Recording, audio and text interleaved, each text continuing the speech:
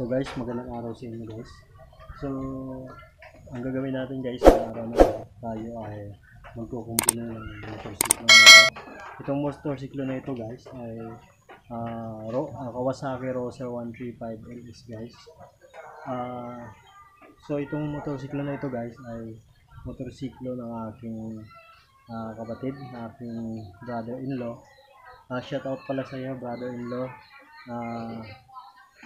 John Ray Palcotila. So isa po siyang buyer. So nasa training siya ngayon guys. And may training sila guys na 6 months. Graduate lang yun guys ng sa BFP. So sa Bureau of Fire Protection. So guys, yung motor na ito ay minotified niya guys.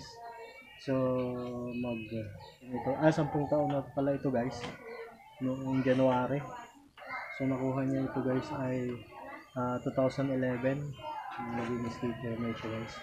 So ito guys ay kukumpunihin natin.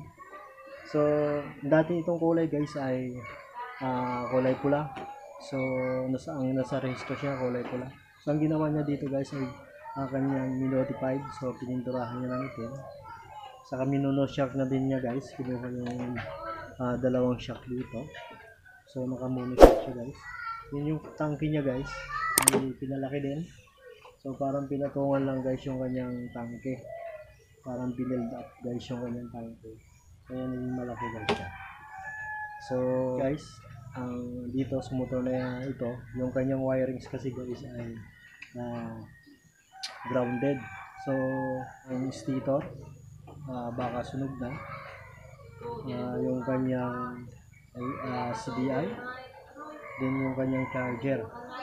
So kasi itong motorsiklo kasi ito guys ay battery operated niya siya, saka full weight na din yung kanyang stator. So wala siyang primary coil guys dito. So puro charging yung kanyang ginagawa sa yung kanyang stator. So pag umaandar siya guys, papaandar rin natin ito. Dati kasi ito guys ay yung umaandar siya, then namamatay kasi yung kanyang ilaw parang Christmas light. So na-stock ito ng 2 taon guys, itong motorsiklo na ito. So ngayon ang gagawin natin, papaandarin natin ito guys dahil para naman magamit, sayang naman. So kasi may sentimental value pala ito guys sa aking brother-in-law kay John Ray. So sige, samahan niyo ako, simulan na natin ito. So ang gagawin natin dito guys sa ngayon, ipo-4P natin ito guys dahil pag sira na yung kanyang CDI, ang gagawin ko dito, ipo-4P, tapos kung sira na din yung kanyang RR, yung kanyang fire, papalitan natin ng universal. So guys, samahan niyo ako sa pagkukumpuni sa motorsiklo na ito. Kaya tara guys.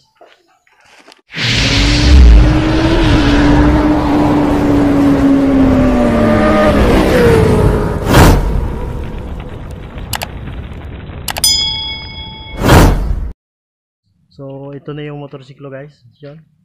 So anak, tutulong ka sa akin?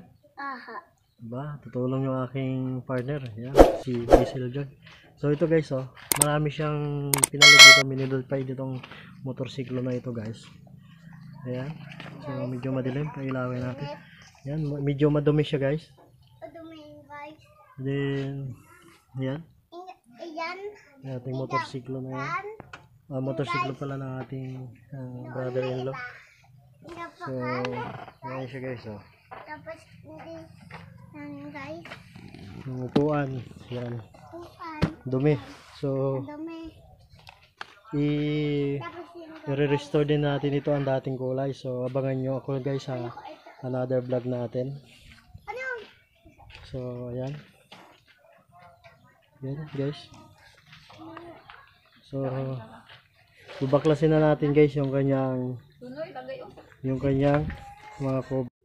Good morning. Bye. So babaklasin natin guys. Sushi. Ay. Pag namagi ka na wala. Yan ang sabihin.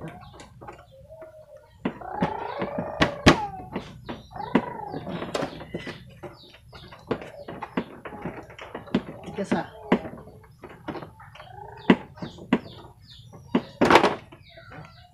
Guys! Hayat na guys! Let's go guys! Apaktahan! Ay! Ay! Ah. Oh.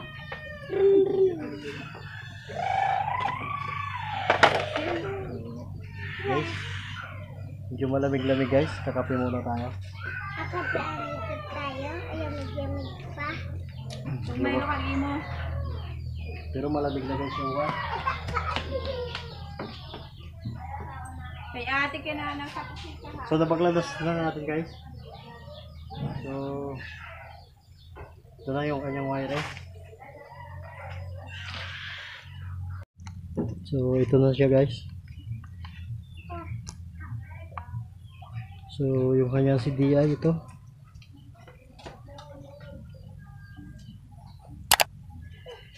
Medyo lumobo na siya guys oh.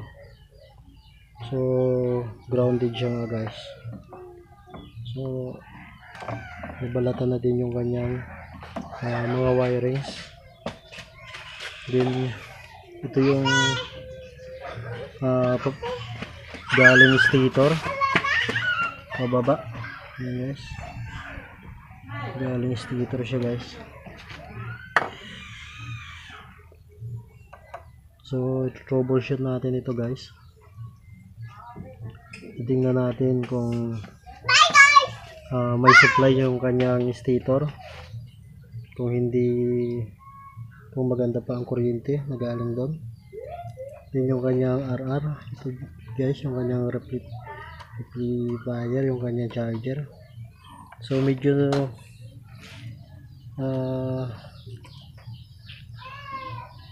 yung isang wire dito guys na kulay puti, yung kanyang positive, putol na dito sa kanyang capacitor. So putol na siya guys. So itong kanyang amplifier guys, yung kanyang charger, medyo nag-overcharging nito guys. Pero hindi natin malaman guys kung overcharging kasi wala tayong guys, wala tayong voltmeter ngayon. So ang gagawin na lang natin guys, alam natin na nag-overcharging kasi tingnan naman guys oh, yung kanyang CDI lumobo. So papalitan natin ito ng 4 pin. I-convert natin sa ngayon guys sa 4 pin kasi sayang naman guys yung kanyang mga sensor. Hindi gagana to kung ipupurpin natin yung kanyang mga sensor kasi yung kanyang CDI kasi guys ay napakaraming wire o ang daming pin niya guys. 10 pin siya, 10 pin niya, tapos i-convert natin siya guys sa 4 pin. So gagana ba ito guys kung i-convert natin sa 4 pin? So kayo na ang nakakaalam guys. Hindi guys, tama lang. So kung alam natin yung diagram guys ng ating CDI, yung CDI ng ating Kawasaki Roser LS135, so kayang-kaya natin i-convert ito sa 4 pin. So alam na natin guys na ito ang may diferensya yung kanyang CDI sa yung kanyang charger guys, ganun din kasi wala na yung kanyang capacitor. So pag nawala yung ating capacitor, pwedeng mag-overcharge yung ating current, yung ating kuryente na galing dito sa stator. Kaya tingnan naman guys yung kanyang nangyari dito sa kanyang parang lumambot yung kanyang mga wires dito guys oh. parang sunog. Yan guys. So ganun din yung kuha niya. Kaya nirekta na siguro itong isang blow na may lining na puti. So ito yung ating kuha guys. Ito yung ating galing stator. Itong dalawa na ito. Yung dalawa na blue na may lining na puti. So itong isa guys na itim na may lining na yellow, alam natin naman na ang negative ng Kawasaki ay itim na may lining na yellow. So ito yung ating ground.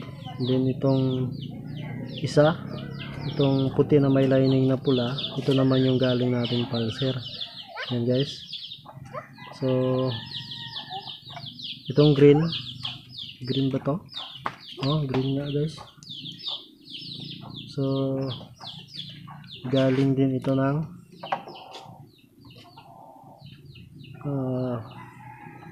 ng ating stator. So ito yung ground ng ating stator guys, yung green. So yan guys, kung alam natin yung mga color coding ng ating wirings, so hindi tayo magkakamali sa pag wirings guys. So yan guys, salabat na. So sa ngayon guys, ipapaliwanag natin ngayon guys itong mga wires ng ating CDI. So yan guys ay ikukuha natin kung saan yan guys. So itong orange na may lining na gray, so ito yung ating tinatawag na auto choke. So papunta ito guys ng ating carburetor guys. Yun yung ating auto choke. Yan guys, oh. Yun, medyo madilim na guys, kita ba? Yan, ito yung ating auto choke. So yan guys, lapit natin. Ayan, yan yung ating carburetor. So yun, tayo dito sa kulay pula. Saka pala guys, yung kanyang CDI na replacement na ito guys kasi yung original lang Roser guys ay kulay green, katulad nitong kanyang RR, kulay green guys. Ganoon din itong kanyang socket. So nakaisa na tayo. Ito pagkarami niya guys 10. Kung hindi natin alam yung diagram ng ating CDI ng ating LS Rossi 135, so magkakamali tayo guys at mahirapan tayo na i-convert natin sa 4-pin. So itong isa naman na kulay itim na may lining na white, so ito ang ating tinatawag na papunta ito ng temperature sensor guys. So puntahan natin kung nasaan niya nakagabit guys. Dito yan nakagabit guys. Ito yung ating temperature sensor. So ito yung kanyang wire guys. Yun, kita ba? Kita ba yung lining na puti? Yan guys, yung ating temperature sensor. So kaya pag uminit yung ating head at medyo mainit, ang gagawin ng ating CDI, so kanyang papatayin yung wiring sa buong kwan, kaya ikaw ay mapapahinto at magtataka ka bakit ka huminto guys. Kaya yung hiniram ko din itong motor na ito guys, yung bago pa ito at hindi pa namomodify yung kanyang katawan, hindi pa namomonoshock yon. So pinatakbo ko to ng 120.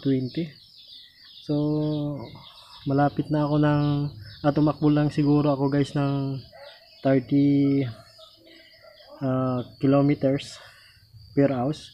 Per hours hindi, 30 kilometers. 30 kilometers siya guys, tumakbo ako. Din yung kanyang takbo guys ay 120 yung kanyang RPM. yung kanyang pumalo yung kanyang speedometer ng 120. So 120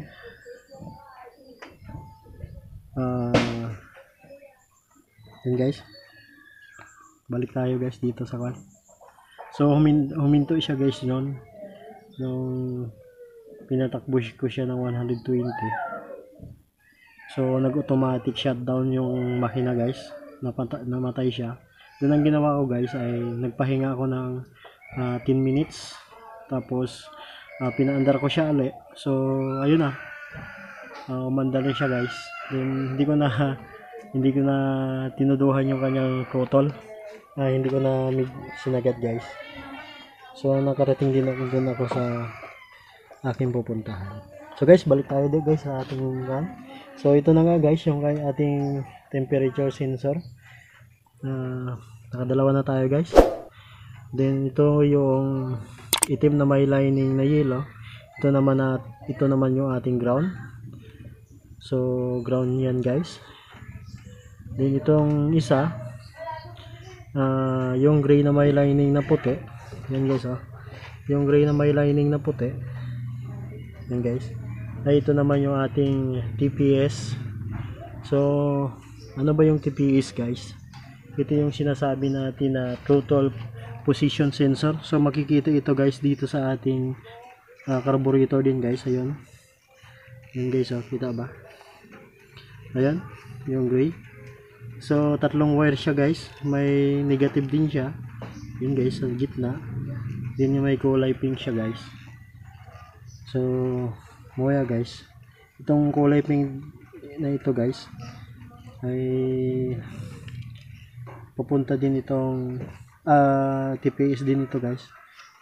Dito guys, galing din ng ating CDI. So nakaapat na tayo dito guys. So tapos na dito tayo sa isang socket. Sa pangalawang socket guys, ito nga yung galing din ng TPS guys, yung kulay pink natin, yun. Yung kulay pink, yan guys, medyo madilim, nakita ba? So ayun guys. Din yung ating puti naman guys na may lining na pula, yan yung ating yan yung ating trigger. Yung ating trigger guys na tinatawag din nating pulser. So kung may makikita kayo dito guys, galing yan ng kwan guys, galing yan ng stator. Yan, galing yan ng stator guys. So ayan yung ating pulser. So nakadalawang wire na tayo. So yung pang tatlo guys, ground din siya guys, tingnan nyo, itim na may lining na yellow. So ground din siya guys. So dalawa yung ground niya dito guys. So nakatatlo na tayo guys dito sa pangalawang socket. So itong pang-apat guys na medyo binalata na guys, gray na may lining na pula. Ito naman yung ating kill switch. So kill switch siya guys. So ito guys, papunta ito guys dito sa ating susian guys. Yan, natin susian, tapos may kill switch button din dito guys tayo. So nakakonect na siya guys dyan, yung ating kill switch na wire na kulay gray na may lining na pula.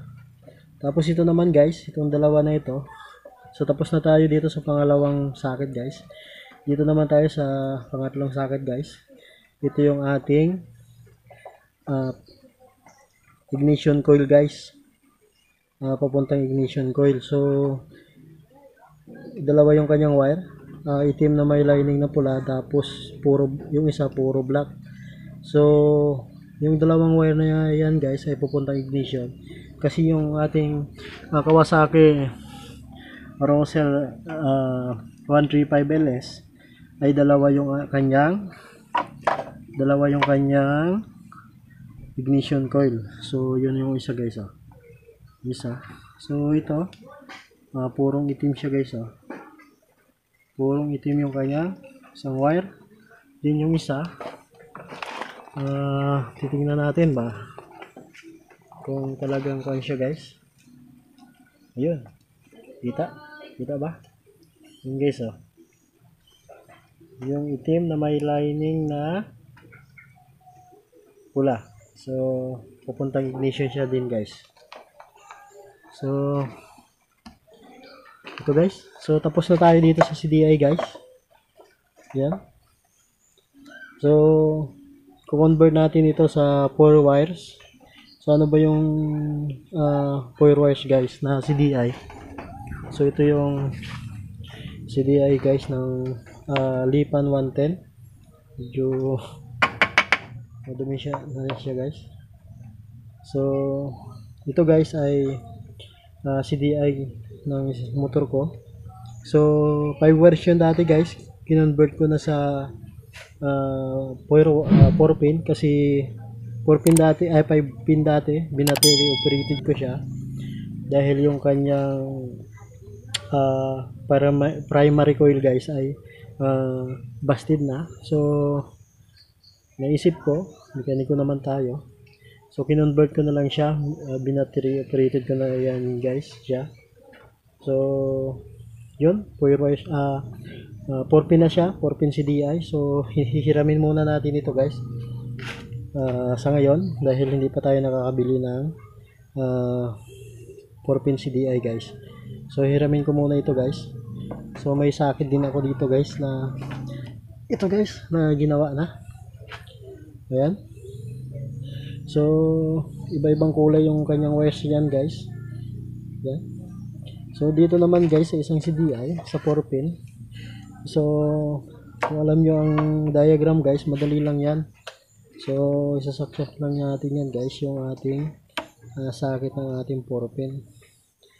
So, dinugtuan ko na ito guys ng 1. Mamaya guys, ating nilalagyan yan ng electrical tape. So, dito naman sa ating guys, dito sa ating 4 pin CDI, no? Napakarami niya guys, no? 10 wires.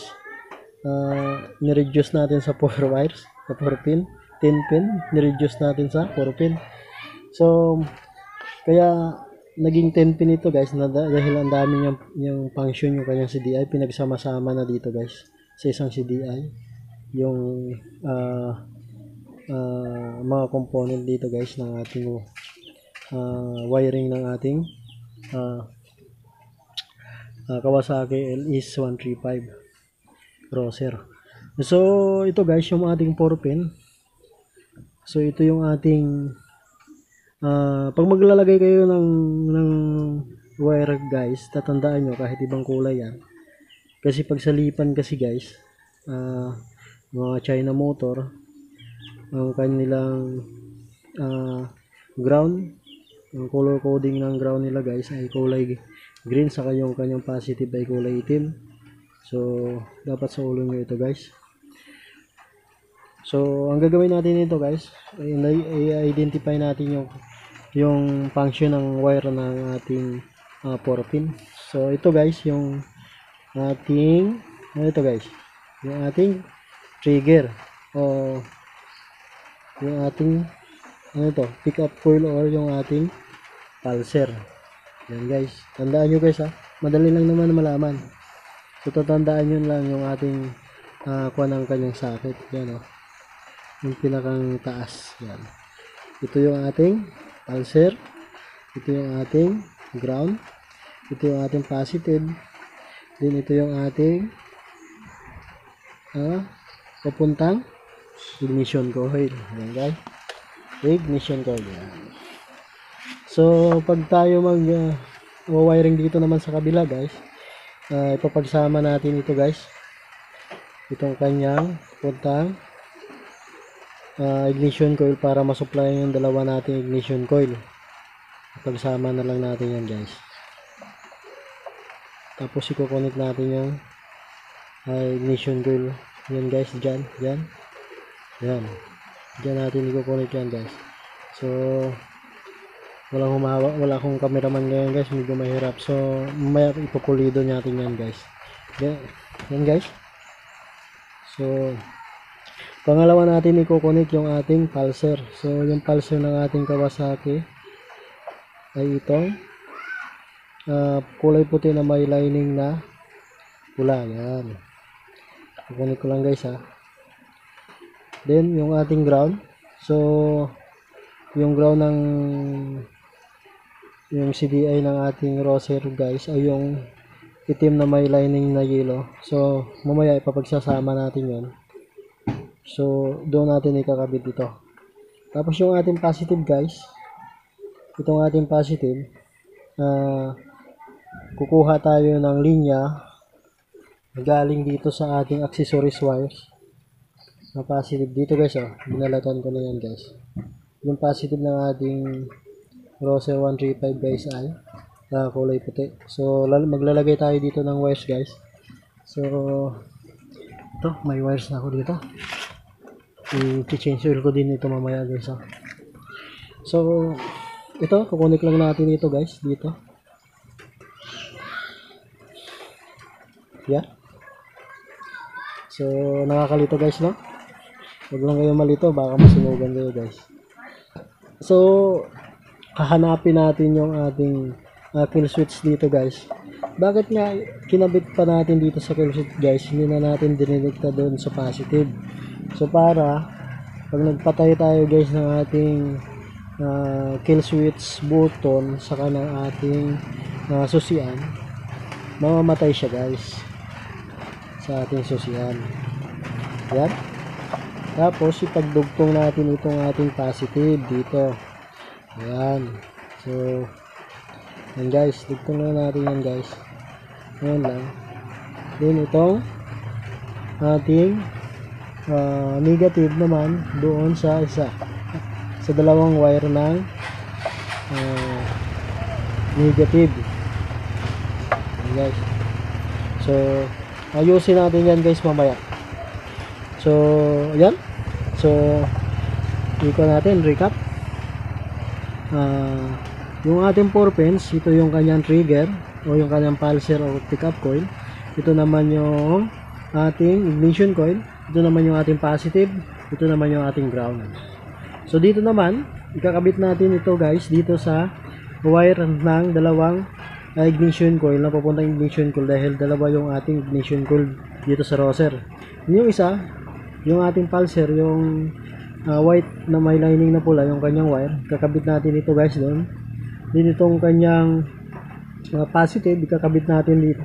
Nakuha tayo guys ng positive dito sa ating accessories wire para masupply ng positive itong ating CDI. Then ikukunik natin dito sa kanyang kill switch para pag pinatay natin dito sa ating post button saka sa ating susian, ating mamamatay yung ating makina. So ganoon lang guys. So tara, ipipix na natin ito. So ngayon guys, kunin muna natin ito sa socket.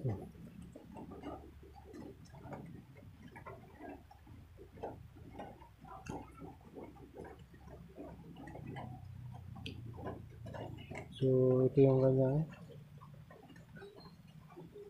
CDI. So yun guys,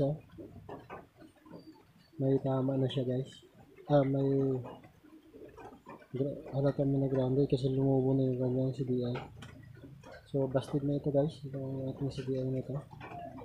So replacement na ito guys. Itak pala niya SLB Ayan, 0915. Kayaan nyo sa kwan guys, sa leteng. Yan. So ito na yung ating ipapalit guys. So natin muna itong ayusin. Lagyan natin muna ng wire. Yan.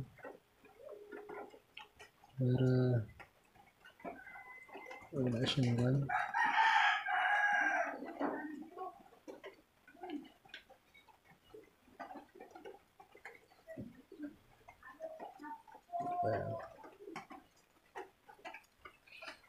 Ito na guys, connect natin yung socket ng 4 pin. So tatandaan nyo lang guys ito. Yan, stash yan. So nga natin ikagabit yung kanyang pickup coil o yung kanyang pulser. So yung pulser ng ating Roser 135 yung Ito guys, yung puti na may lining na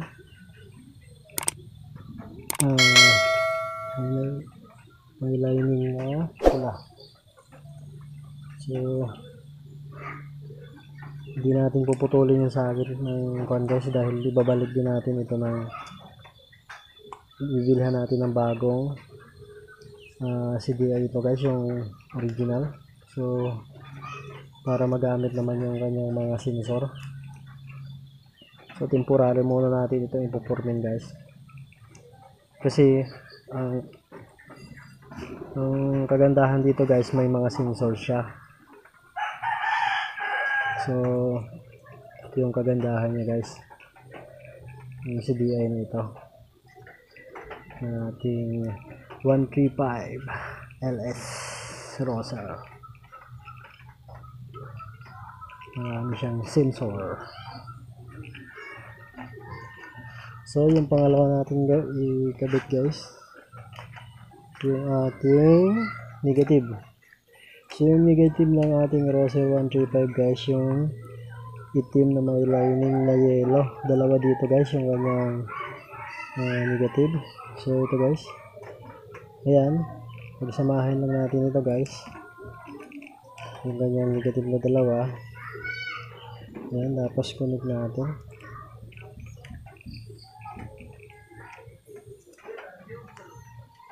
Ayan. Ganoon lang guys ang pagwa-wiring. Kasi nag-test na kami, pinag-aralan din namin ito guys.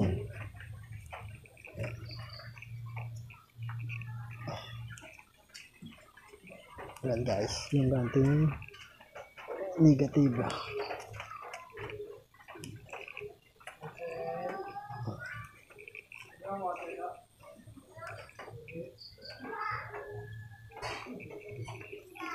Then yung pangalawa ay yung ating positive.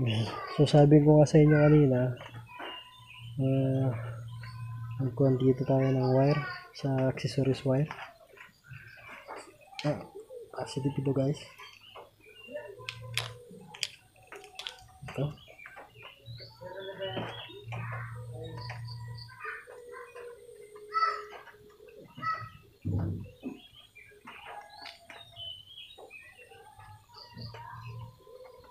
Ditakikan natin dito guys, para safety yung ating wirings.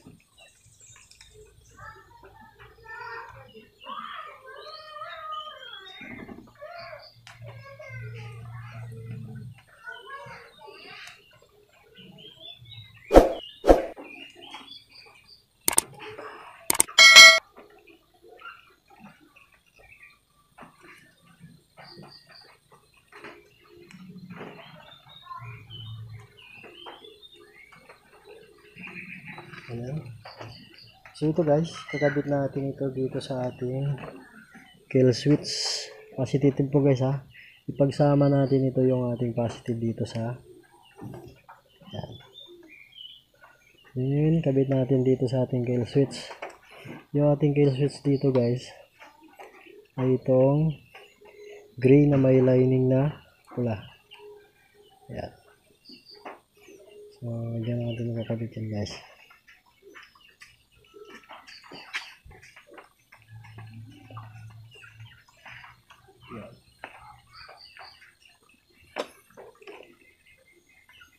Takpan na natin guys. Yan, takip. Para maging malinis, hindi sunog ang ating wiring, hindi uminit. Ganun lang natin gagawin guys. Medyo madilim na tayo guys. May ginawa kasi tayo kanina eh. So wala natin guys yung wire. Yung ating ignition coil. So wala natin guys. Sinaw natin ignition coil. Kasama natin guys. Yung natin ito. Ating ignition coil. Yan.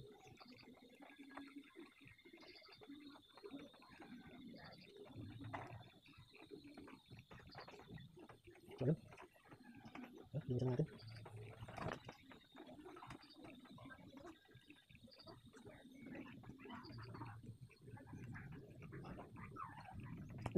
Dito.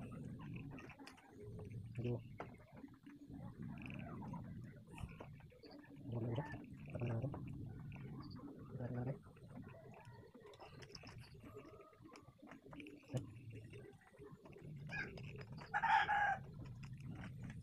Dito.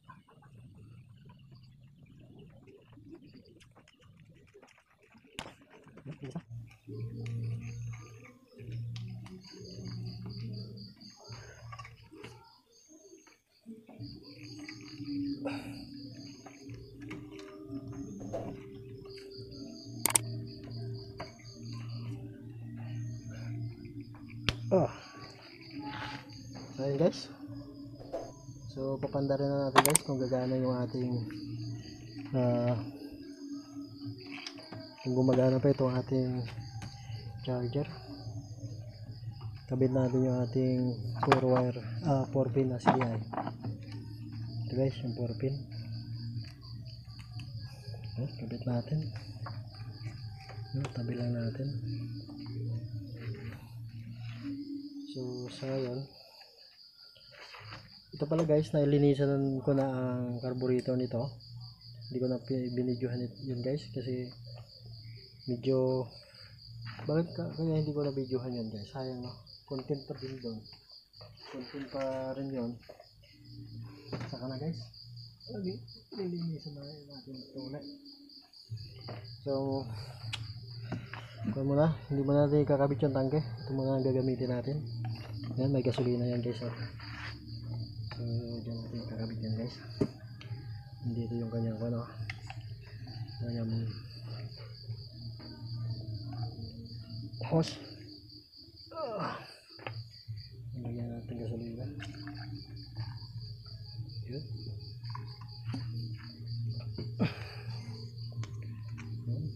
Dahan-dahan baka matapon. Yung kit natin to guys.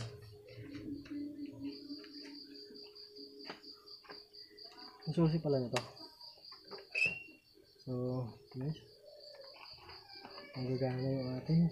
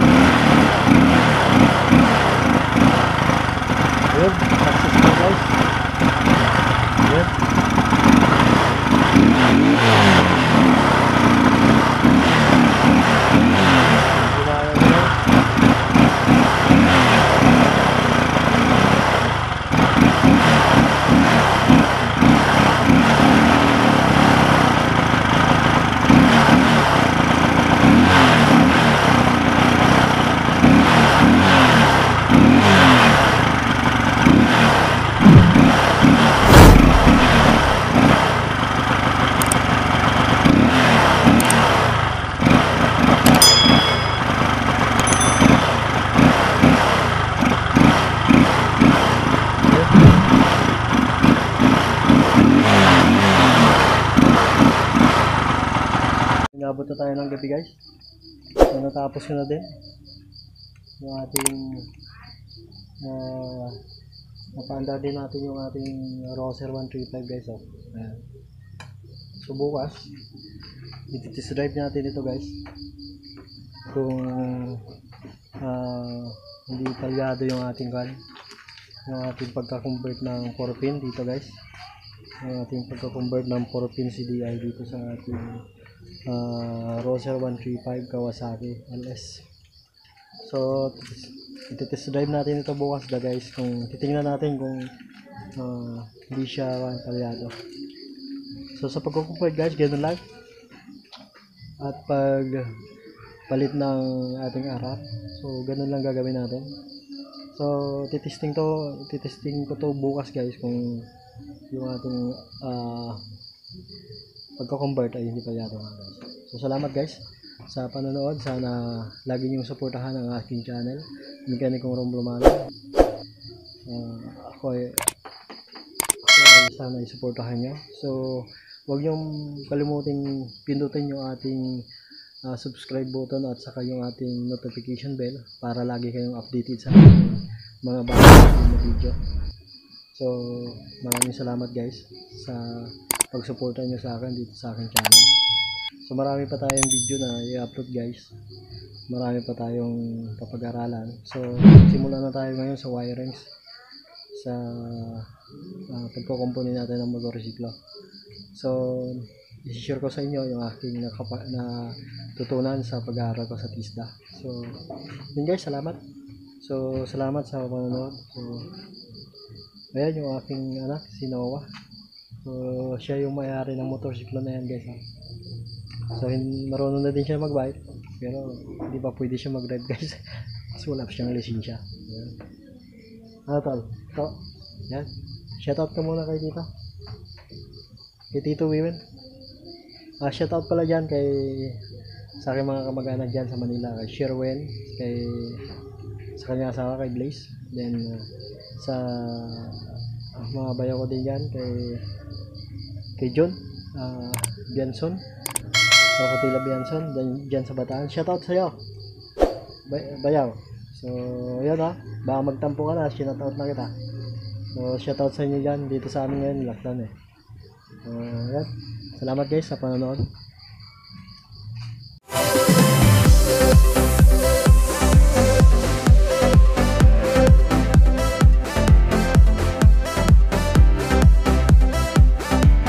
It's caught in the crossfire.